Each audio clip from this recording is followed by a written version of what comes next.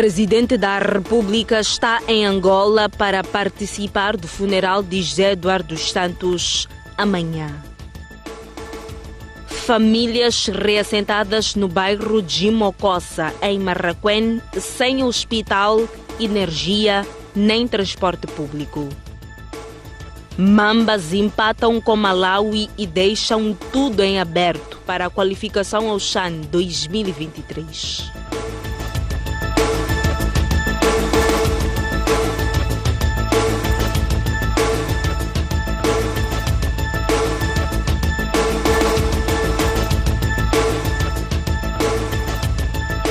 Boa noite, bem-vindo às notícias. O Presidente da República diz que o povo angolano obedeceu às regras do jogo nas eleições gerais. A Filipe Nyusi partiu hoje para Angola, onde vai participar do funeral de José Eduardo dos Santos. É o primeiro pronunciamento do Presidente da República depois da realização das eleições em Angola. Foram estabelecidas as regras do jogo. É um jogo, o regulamento do jogo foi feito. Tiveram CNE, neste caso angolano, não moçambicano, que é o árbitro do jogo. Teve fiscais, que são observadores de todo o mundo, estrangeiros e nacionais, e também tiveram também adeptos, cada clube tinha seus adeptos, MPLA, UNITA, FNLA e tantos outros tiveram. E o jogo terminou, apitou, o árbitro disse o resultado, até nem fala, apitou e ficou claro que MPLA teve sucesso nessa campanha, eu digo, mas o maior vencedor de tudo isso é o povo angolano. Filipe Nyusi vai participar do funeral de José Eduardo dos Santos, que se realiza este domingo, data em que, se fosse vivo, completaria 80 anos. O chefe de Estado entende que a grandeza de dos Santos vai para além dos 39 anos que governou Angola. É muito claro, o Eduardo dos Santos, dos mais de 47 anos que Angola está independente, mais de metade pertenceu ao seu esforço. Trabalhou muito para a pacificação do próprio país e mais tarde até a reconciliação, que foi um sucesso. Eduardo dos Santos foi também um dos promotores e criadores da SADC. Como se não bastasse, lutou a nível da África para ver se havia mais estabilidade. Então é um embondeiro da região e nós temos que, nesse momento difícil para os nossos irmãos angolanos, temos que dar mão. O avião presidencial partiu na manhã deste sábado do Aeroporto Internacional de Nampula com destino a Luanda. Iniciou hoje o velório do antigo presidente de Angola, José Eduardo dos Santos. O funeral será feito amanhã, dia em que, se estivesse vivo, o antigo estadista faria 80 anos de idade. Na manhã deste sábado, as cerimônias fúnebres de José Eduardo dos Santos, que vão prolongar-se até este domingo.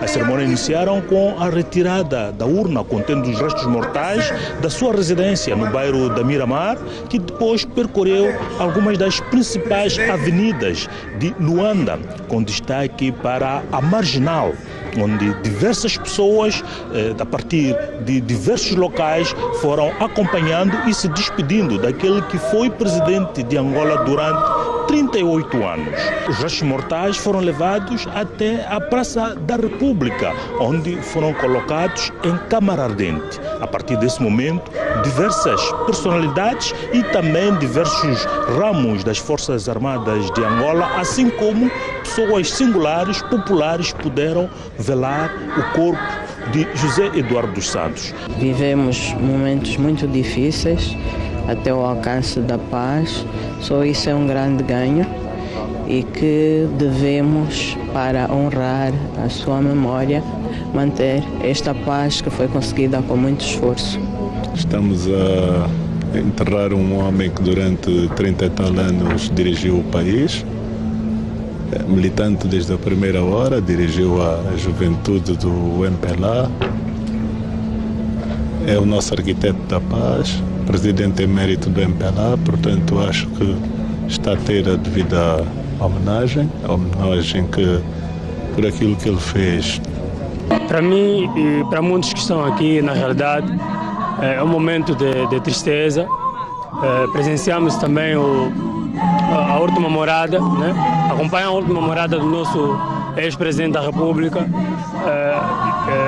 Eduardo dos Santos. O sentimento é de tristeza, porque nós agora não vamos olhar para as coisas más, mas sim pelas coisas boas que o nosso presidente nos proporcionou.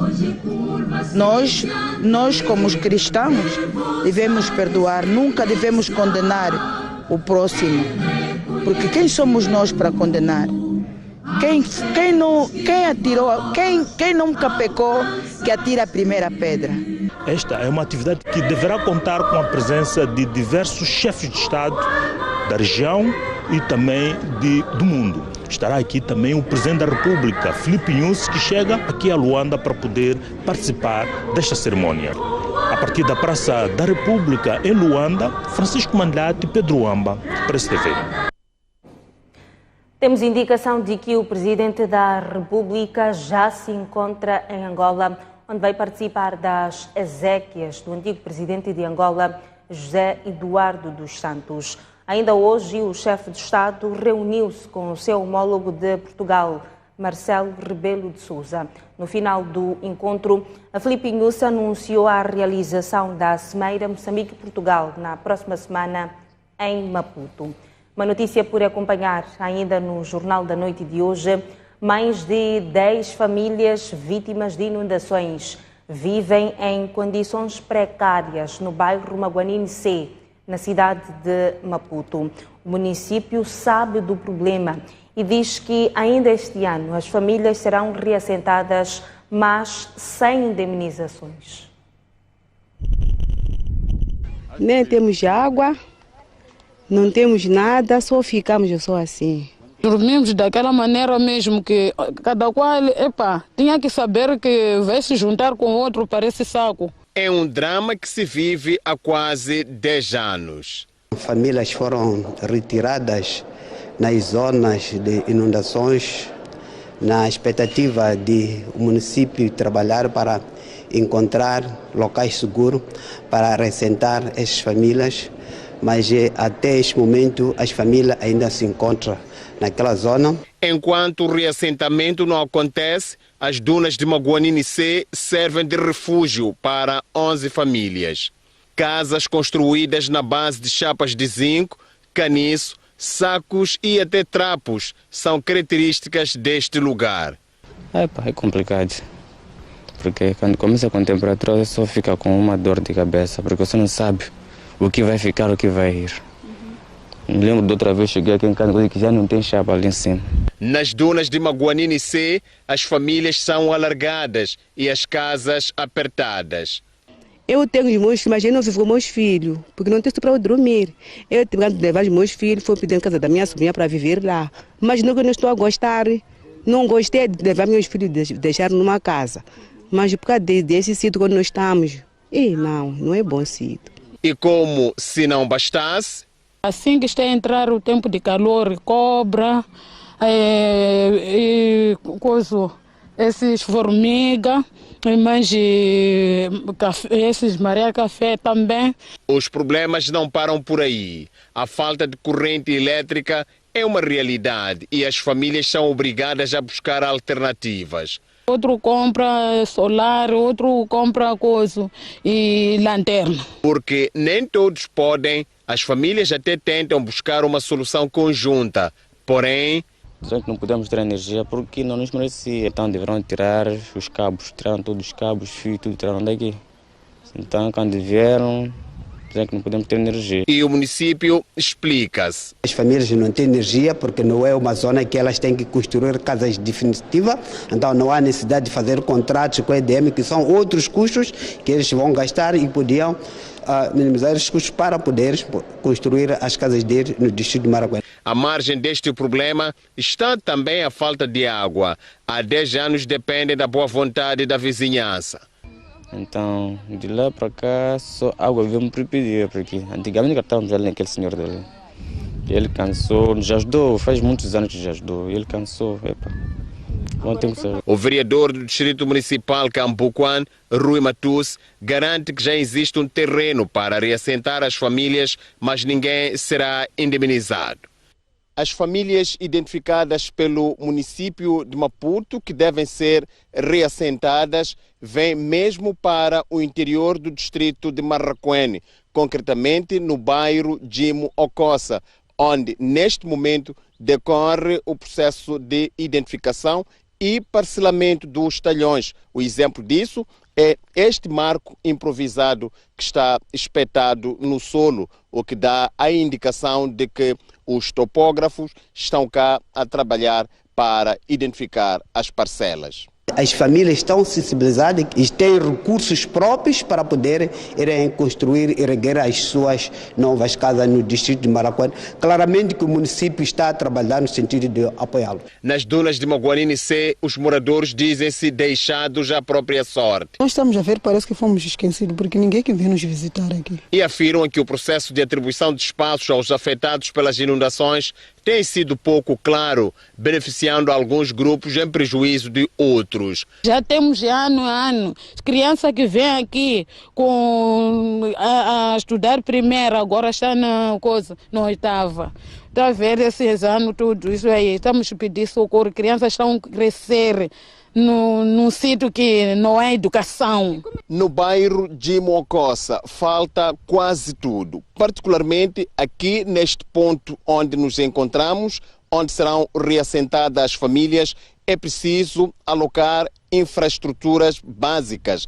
Neste momento não há arruamento, não há água potável que possa garantir o consumo das pessoas que cá vêm para retomar as suas vidas. A escola está bem distante, o hospital também, não há mercado. Portanto, é um processo longo para que estas famílias venham conhecer a readaptação em Jimo Ocossa.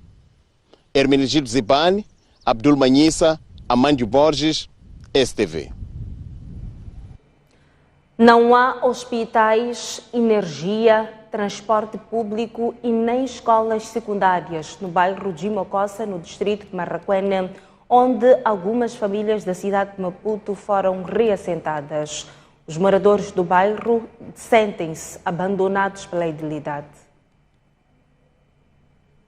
Carolina Ibrahimo veio a Jimo Ocossa em março de 2016. Vivia no bairro Lene, arredores da cidade de Maputo. Porque o bairro estava quase sempre inundado, Carolina e vizinhos foram reassentados no interior do distrito de Marraquene, província de Maputo. Na nova residência, a vida é difícil. Aqui no nosso bairro a vida não é fácil, é muito difícil. Não há estrada, não há chapa, não há energia para chegar, não há mercado, não há hospital, não há escola secundária, é muito difícil. As senhoras grávidas, quando querem dar à luz, como é que fazem? Dão à luz no mato. No mato, as mamanas ajudam a ela, no mato mesmo. Na casa de Carolina Ibrahimo, pila-se a mandioca seca para preparar a refeição. Para ações como recarregar celulares e assistir à televisão, os painéis solares servem. O mesmo não serve para eletrodomésticos como congeladores. Quem também desiludiu-se ao chegar em Jimo Ocossa é Alcinda João, que saiu de T3 esperando encontrar cá melhor lar para os seus filhos. A vida aqui no Jimo Ocossa não é fácil. É disso aí mesmo, temos falta de transporte e o que nós queríamos é que termos hospital perto, esquadra, energia, mercado por perto, chapas, tudo. No dia da gravação desta reportagem, a comunidade e a estrutura do bairro reuniram-se para, mais uma vez, debaterem os problemas do bairro e buscarem soluções. A água deixou de ser um grande problema, porém o precioso líquido não está disponível a todo momento por causa da falta de eletricidade. Estamos a abastecer por energia de solar. Precisa abastecer aquela hora das 18, a água não sai. Mas de manhã de dia sai. Sim. Isto porque vocês não têm energia elétrica? Sim, não temos energia elétrica, não temos bateria. Não tem baterias para acumular a corrente? Só sim. Okay. E neste momento, quantas pessoas ou famílias vocês conseguem abastecer água? 20 famílias. Não são só os que vêm que sofrem. Há quem vive aqui desde que nasceu. Helénico Macanza, por exemplo, acabou por abandonar a escola. Caminhávamos sempre isto aqui dia após dia para Bobol apanhar chapa para a escola Nhongonhan, porque aqui não temos uma escola superior ou uma escola com classes de avançados. Eu tinha direito de acordar mais ou menos 3 pontos dia após dia para conseguir chegar a Bobol 6 pontos. E aí chegava na escola, já as aulas não entravam bem devido ao excesso do sono, mas obrigatoriamente eu tinha que fazer isso. Acabei desistindo mais ou menos já a puxar a 10ª classe. E o jovem tem vontade de voltar à escola para se formar e ter melhores oportunidades de vida. Se por acaso o governo facilitasse em meter energia e cá na nossa escola perto temos uns ensinos superiores, eu poderia continuar as 2 classes que estão em falta. O secretário do bairro diz mesmo que as autoridades governamentais esqueceram Jimo Okosa. Amanhã lá não Jimo Okosa matica. Sako ingava ku inkama un'wana a mfumo wu hi cukumetile ku saku un'wana a swi vona swi tarata uma empresa manghena masi lomu swa tika ku va ku va ni leswi. No bairro há postes de energia a serem implantados, mas ainda não chegaram ao interior. Servem mesmo é para alimentar o sonho de quem sempre dorme na escuridão. O município de Maputo ainda não conseguiu reparar na totalidade os estragos causados pela última época chuvosa. Há casas que continuam inundadas, apesar de a chuva já ter parado. Ainda assim, a idilidade diz que está pronta para a época chuvosa que se avizinha. O sacrifício de toda uma vida que foi deitado abaixo pela chuva que caiu na época chuvosa 2021-2022. Que sentimento é que podemos considerar? É sempre de desespero. A chuva que caiu no passado mês de março invadiu várias casas no bairro Lende B e Júlio Macar foi forçado a abandonar a sua. A última enxurrada foi um pouco mais violenta. É porque as águas só se acumulam ano após ano. Então desta vez foi mesmo uma avalanche. Pronto, choveu, invadiu-nos dentro da casa e tivemos que recorrer à vizinhança para nos dar uma acomodação. O idoso ainda tinha esperança de regressar à sua casa quando a água reduzisse, mas aos poucos vai perdendo a esperança. Igual a ele, há outras famílias em vários outros bairros na cidade de Maputo que sempre que chove, literalmente, perdem o sono. A idilidade até tenta minimizar a situação através destes caminhões cisternas, mas, segundo os moradores, é sol de pouca dura.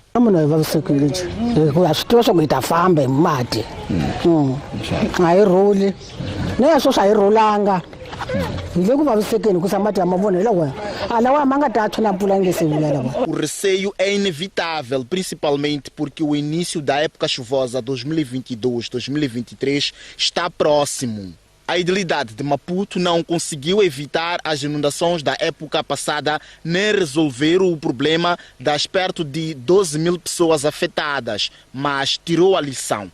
Por isso, para a época chuvosa e ciclônica que se aproxima, já prevê algumas ações. Ativação do Comitê de Emergência, COI, da cidade de Maputo, remoção dos resíduos sólidos, limpeza de valas e valetas retiradas de árvores derrubadas e remadas. 3. Sensibilização dos munícipes em matéria de prevenção e mitigação de eventos extremos. 4. Bombeamento e sucção de águas pluviais nos sítios municipais.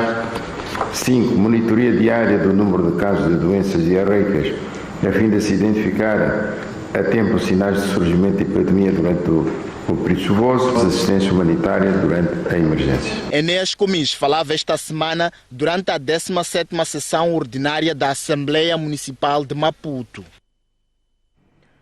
As vítimas dos ataques terroristas em Cabo Delgado receberam hoje diversos produtos doados pelo município de Maputo. O edil Enéas Comis diz que a doação demonstra solidariedade e amor ao próximo. Mais ajuda continua a chegar às vítimas do terrorismo na província de Cabo Delgado. Este sábado, o Conselho Municipal da cidade de Maputo ofereceu alimentos não perecíveis, roupas, material escolar, máscaras cirúrgicas e brinquedos ao Instituto Nacional de Gestão e Redução do Risco de Desastres. De acordo com o município, os donativos visam responder às necessidades dos deslocados. Então devemos enxugar as lágrimas uns dos outros, consolar-nos uns aos outros e manifestar-nos da forma mais sincera, prática e confortante a nossa solidariedade para com os nossos irmãos que sofrem. Para o INGD, o apoio da idilidade vai aliviar a carência dos deslocados. Hoje, as famílias estão a regressar para as suas casas, para as suas zonas de origem. Há necessidade de se continuar a fazer este apoio, porque isto permitiu que todas as famílias voltassem à sua vida normal. Desde 2017, os ataques terroristas causaram cerca de 900 mil deslocados. A cerimônia de entrega de donativos ao INGD foi antecedida de um culto interreligioso de clamor pela paz em Cabo Delgado. A província de Cabo Delgado tem 2 novos centros de reassentamento. Os locais acolhem famílias que viviam em zonas de exploração de rubis na aldeia de Intoro, em Namanhumbir. Vila de reassentamento de Namanhumbir está localizada no distrito de Montepuez, no sul da província de Cabo Delgado. Foi construída para a população que vivia na aldeia Intoro, que estava dentro de uma área de exploração de rubis.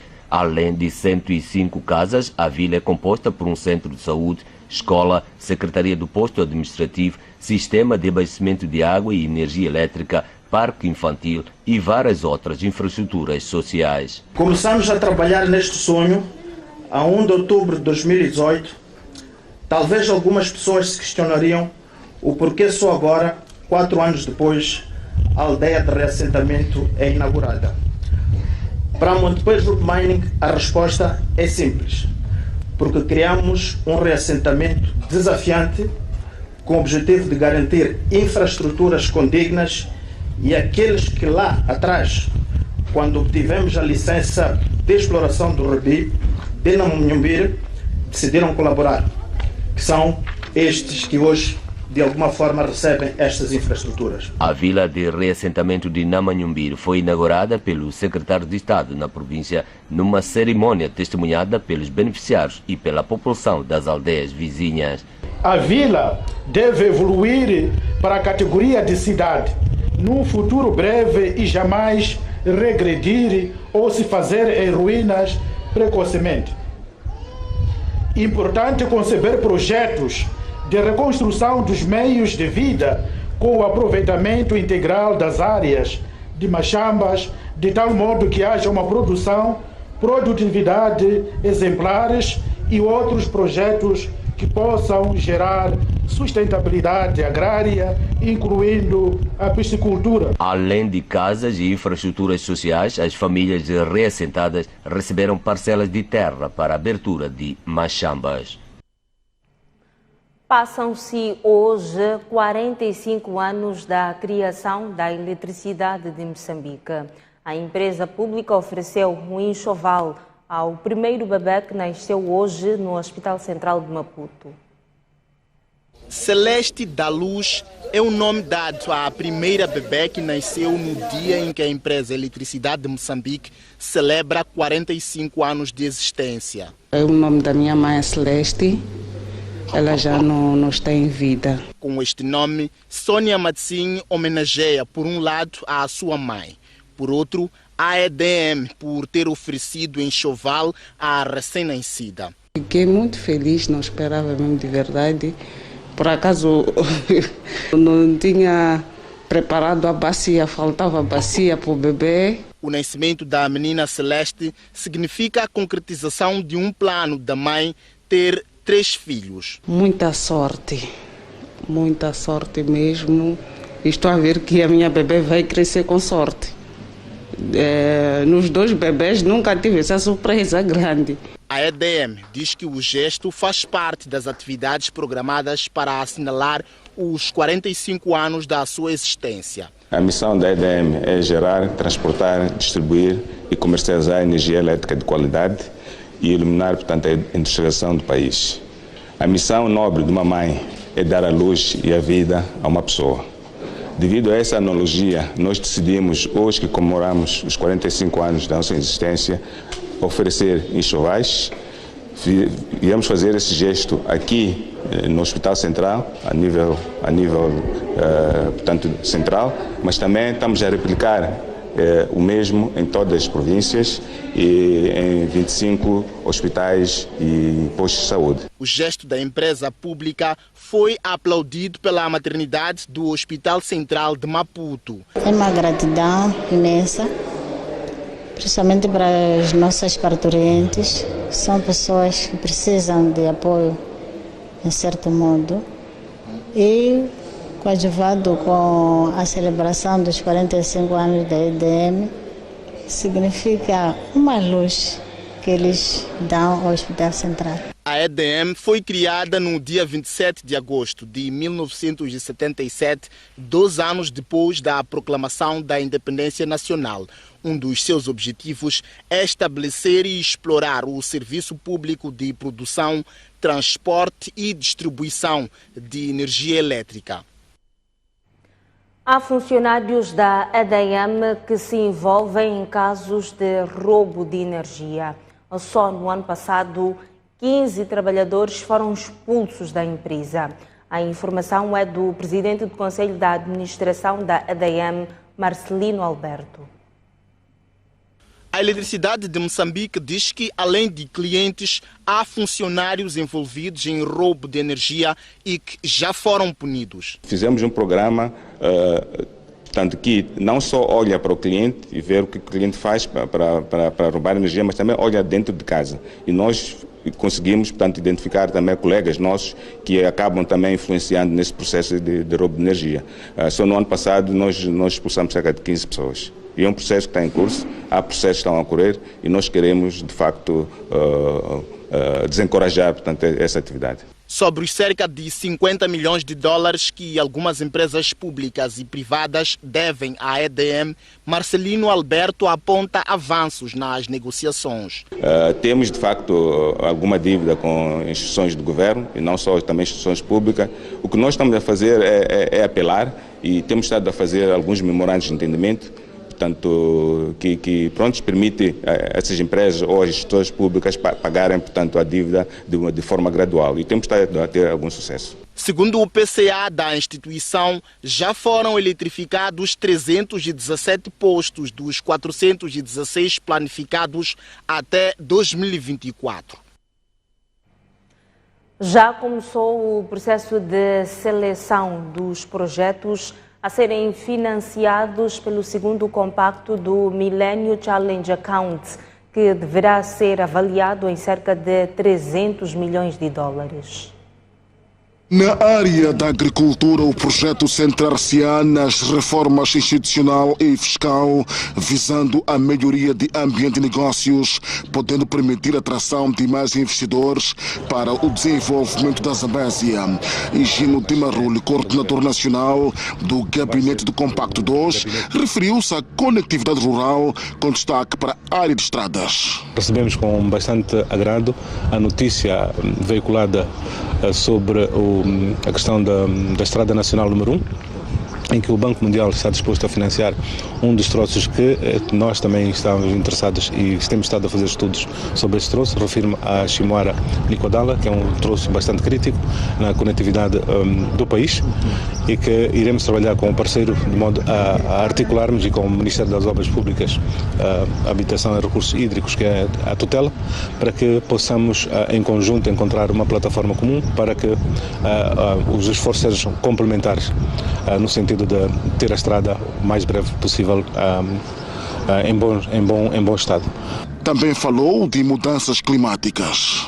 Quando olhamos para a faixa costeira, pensamos nas pessoas, no ser humano. que é o fator principal de desenvolvimento.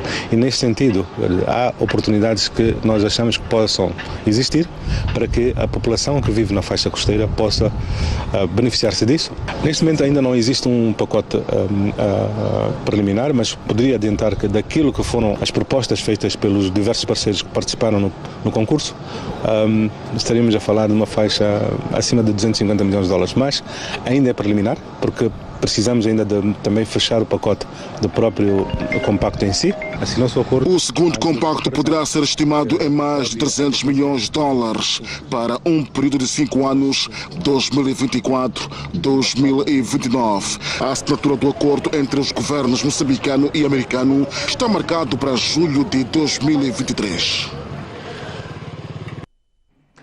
O Jornal da Noite sai agora para uma curta pausa, mas antes a informação cambial para si que nos acompanha a partir da STV. Até já. De volta às notícias, o Colégio Privado da Matola expulsou o aluno que agrediu fisicamente o colega no sanitário. O setor da educação, ao nível da província de Maputo, diz-se surpreendido pela decisão tomada pela instituição de ensino. O aluno da 11ª classe, Dário Mário Albino, do Colégio Privado da Matola, foi expulso. Isto depois de ter agredido fisicamente um dos seus colegas, facto que se registrou no início deste mês de agosto. Entretanto, a Direção Provincial de Educação aqui na província de Maputo mostra-se surpreendida com esta decisão. Nós tomamos conhecimento como Direção Provincial de Educação desta expulsão com bastante espanto, admiração, porque estivemos a trabalhar a nossa unidade de controle interno junto à escola, junto ao Serviço Central de Educação, conforme anunciamos anteriormente, e o relatório deste trabalho foi submetido à instância superior para o devido despacho. Contudo, recebemos este documento que aponta para a expulsão do aluno. Queremos reiterar que esta decisão, aliás, foi tomada unilateralmente pela escola. Obviamente que eles alegam o regulamento interno da escola. Contudo, como Direção Provincial de Educação, vamos seguir a escola de tal forma que possamos entender o que de facto norteou a tomada desta decisão de forma unilateral. Mesmo admitindo a autenticidade deste comunicado, o Colégio Privado da Matola recusa a prestar mais declarações em torno do assunto. A Universidade Pedagógica de Maputo suspendeu um professor de inglês acusado de cobrar dinheiro aos alunos para dispensá-los dos exames ou então atribuir notas positivas. A Pública atribuiu hoje a 5 artistas títulos de guardiões da moral e da identidade cultural. Isaura Nhusi diz que os jovens devem buscar experiência dos artistas mais velhos para construírem o próprio caminho. José Barata, Regina Sadimba, Glória Muyanga, Helena Nhantumbo e Ungulani Bakakosa foram este sábado homenageados como guardiões da moral e identidades culturais. A primeira-dama Isaura Nhusi disse que os artistas devem servir de referência para os jovens. Não desistam, façam as portas, até se podem fechar, mas nesse fecho há uma outra que se abre. Precisam ter coragem, ousadia e criatividade. Aproximem-se aos ídolos para buscar conhecimento, para buscar referências e não se eximam de construir o vosso futuro, pois essa tarefa cabe a cada um de vós. Reagindo ao gesto, Ungulani Bakakosa mostrou-se satisfeito pelo reconhecimento. É sempre uma alegria, né? Estarmos aqui com colegas e esta tem um condão especial para mim, porque é multidisciplinar, não é? Estou aqui na presença do músico, na presença de uma ceramista de Craveira, na presença daquela voz, né, que nos acompanha desde os primórdios da independência.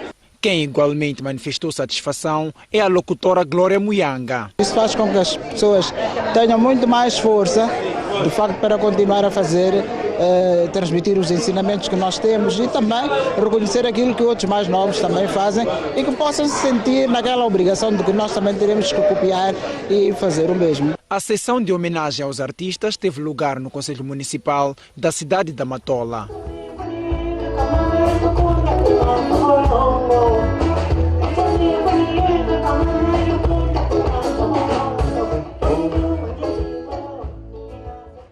As emoções do Moss Kids Talents estão de volta. O reality show da STV estreia amanhã e promete lapidar talentos dos 5 aos 15 anos de idade.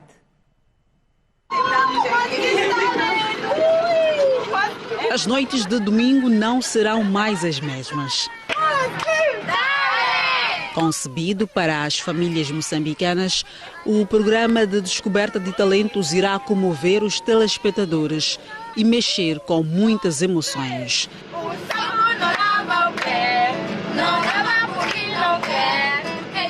Nesta terceira edição, Moss Kids Talents regressa com muitas novidades.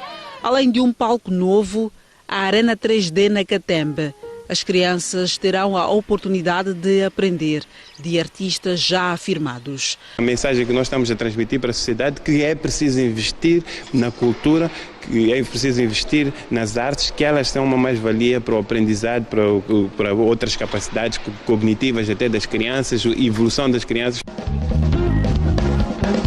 De modo a alcançar os resultados pretendidos na formação artística das crianças, o Moss Kids Talents decidiu envolver os pais encarregados de educação na concepção dos conteúdos e de todas as performances que serão apresentadas ao longo dos programas. Tudo que você vai ver foi cuidadosamente estudado para que a gente tenha um bom conteúdo na praça e preserve as crianças de certa forma. Já em termos de evolução artística, obrigada. As crianças terão acompanhamento dos membros de júri, designadamente Meme, Lena Bahul e Joaquim Matavel. Eu espero que com a minha experiência na área de teatro e também com a minha experiência profissional possa ajudar as crianças que são concorrentes neste concurso a poderem aplicar-se cada vez mais, a trazerem todo o seu entusiasmo e a tornarem este concurso e a sua participação neste concurso memorável. Eu farei parte do júri do Moss Kids Talents.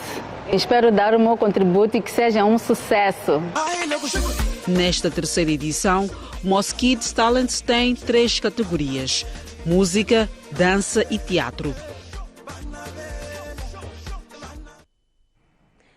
Já amanhã, na estreia, 34 crianças vão apresentar-se em palco nesta terceira edição do Moss Kids Talents. A apresentadora Yara da Silva diz que o programa vai continuar a produzir estrelas nacionais.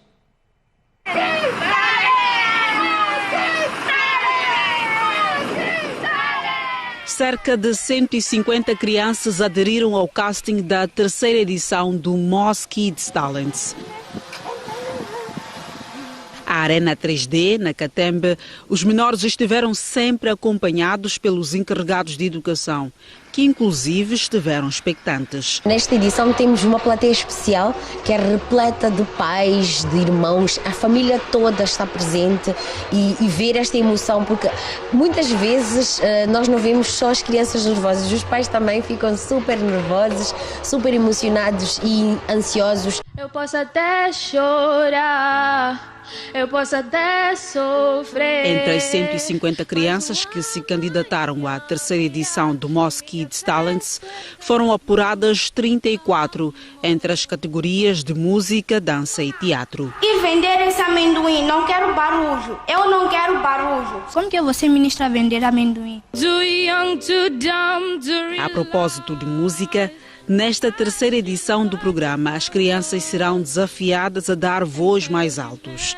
Por exemplo, as crianças na categoria de música tocam com banda, diferente das outras edições, que só eram mesmo já no final, logo na primeira gala, começam logo com banda. Então, é uma inovação, é uma forma de desafiar as crianças e de mostrar que elas realmente são capazes.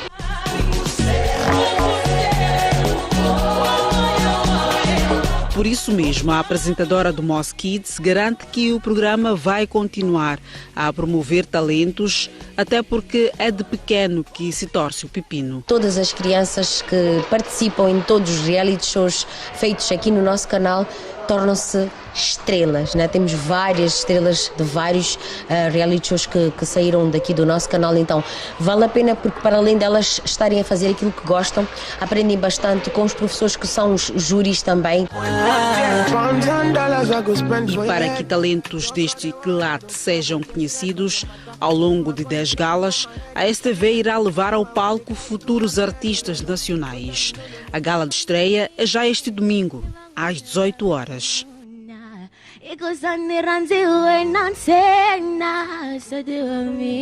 Ilância, sim. Bem-vindo ao Moss Kids, parabéns pelo teu talento.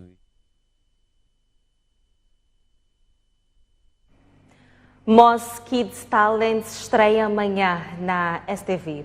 O Jornal da Noite sai agora para mais uma curta pausa, mas antes a previsão do estado de tempo para as próximas 24 horas.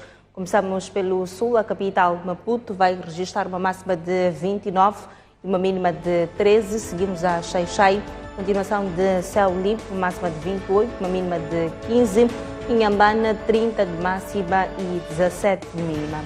Seguimos ao centro do país, começamos por Beira, em Sofala, 28 de máxima e 17 de mínima. Avançamos a Chimoio, continuação de céu limpo, 28 de máxima e 12 de mínima. Em Climane, na Zambésia, são esperadas temperaturas de 31 de máxima e 17 de mínima. Tete será a cidade mais quente do país.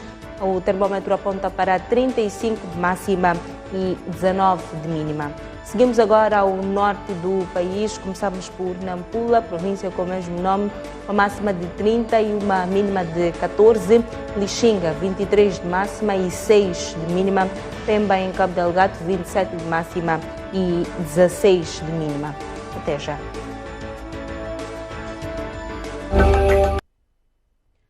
Retomamos as notícias no Jornal da Noite. Olhamos agora o desporto.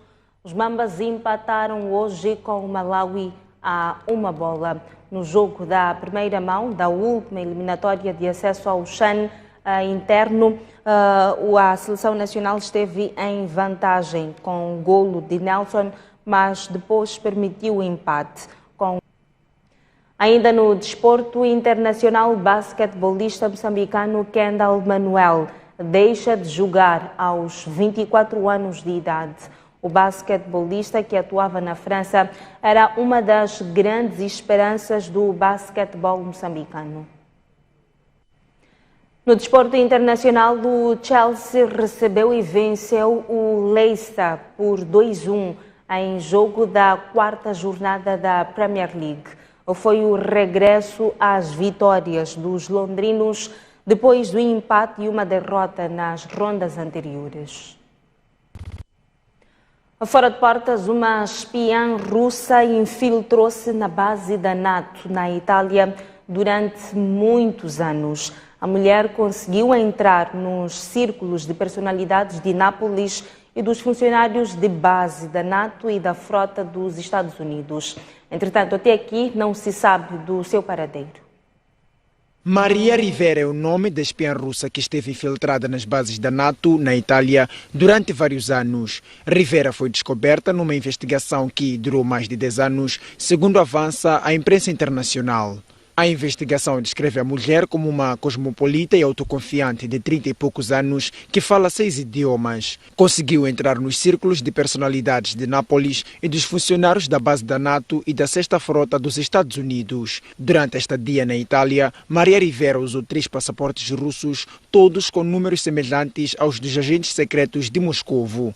O rastro de Rivera foi perdido quando, em setembro de 2018, um sítio de jornalismo de investigação neerlandês e o jornal independente russo The Insider publicaram o nome dos espiões russos que tentaram envenenar o antigo agente Sergei Skripal e o fabricante de armas búlgaro Emilian Gebrev.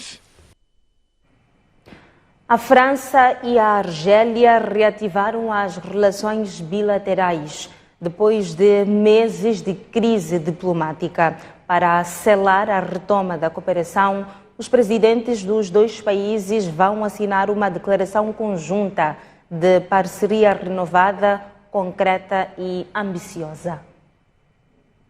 Chegamos ao fim do Jornal da Noite com esta nota informativa. Assim que nos acompanhou, muito obrigada pela atenção dispensada, mas continuamos daqui a pouco no canal de notícias, no Noite Informativa. Continuamos a falar das eleições em Angola. A UNITA contesta os resultados. Vamos também fazer um resumo das declarações havidas esta semana sobre o terrorismo em Cabo Delgado e vamos também falar sobre a retoma de financiamento do Banco Mundial. O convite está feito. Daqui a pouco no canal de notícias. Até já.